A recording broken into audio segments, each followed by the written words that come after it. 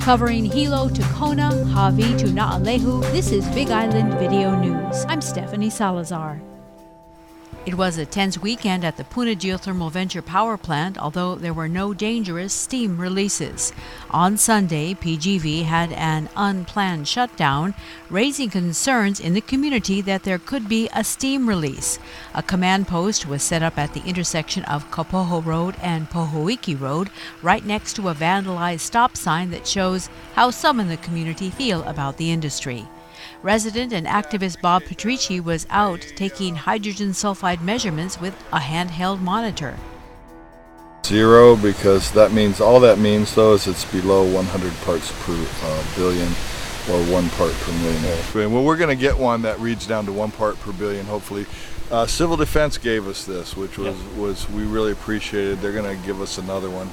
And they're working towards getting funding for the 1 part per billion monitors, which I'd like to have one of those. Plant manager Cliff Townsend confirmed the outage and said there was no steam release. The community was already on alert on Saturday when PGV started up operations after a week-long shutdown for maintenance.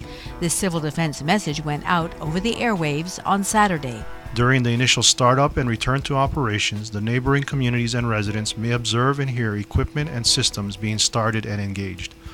Although no hazardous conditions are expected to occur, precautions will be taken to closely monitor the operations and to inform the community of any changes or condition that could pose a concern for health and safety. Officials say the two events do not appear to be related. The incidents come on the heels of last week's March on Helco. Hundreds demonstrated outside the Hawaii Electric Light Company's Hilo headquarters and presented a petition to President Jay Ignacio asking the utility to stop its plans to contract for another 50 megawatts of geothermal power on Hawaii Island. 45-year-old Peter Lopez Jr. has been charged by police after his arrest for allegedly shooting off a gun in the Hawaiian Beaches subdivision on Wednesday. On Friday, police detailed the incident, saying Lopez first assaulted a 42-year-old woman during a domestic argument in Hawaiian Paradise Park. Police say Lopez then left and crashed a car before fleeing the scene to a Hawaiian Beaches home. That's where police say he discharged a firearm. No one was injured in the shooting. 65-year-old Peter Lopez Sr. was also arrested on Wednesday, but he was released on Friday pending further investigation. 27-year-old Manaolana Lonnie Benford was released after being arrested Wednesday night in connection with a fatal stabbing in Hawaiian Beaches. 42-year-old Shane Kanoa Achok Campbell, who was identified in media reports as Benford's boyfriend, was stabbed to death on Kawakaba Street in Puna's Hawaiian Beaches subdivision on Wednesday night. On Friday, after speaking with prosecutors, police let Benford go pending further investigation. For the third time in as many years, the rare flowering of an Amorphophallus titanum, also known as the corpse flower, is underway at the Panaeva Rainforest Zoo and Gardens. The 3-foot-tall bud of Stinky 2 could bloom within the next 2 or 3 weeks, say county officials. The plant is notorious for its distinctive aroma of rotting flesh when in full bloom. The odor serves a purpose. It attracts beetles and flesh flies that pollinate the plant. Here's what it looked like on Sunday. The pueo that shares its cage appeared to be wary of the blooming cellmate. In 2011, 2 different corpse flowers bloomed, and Big Island Video News was there to cover the event. While at the zoo, we stopped by to catch a glimpse of the newborn COLOBUS monkey, who was born at the zoo on August 10th. The baby spent most of the time clinging to its mother. A makeshift arrangement of police tape keeps visitors further back from the cage than they normally would be. Still, the parents, Father Mo and Mother Mindy, appear to be handling the situation fine. The baby has not yet been named, and its gender remains undetermined, according to a media release issued by the county last week. Colobus monkeys are native to Africa's equatorial forests. Only about 200 such monkeys live in zoos throughout the world.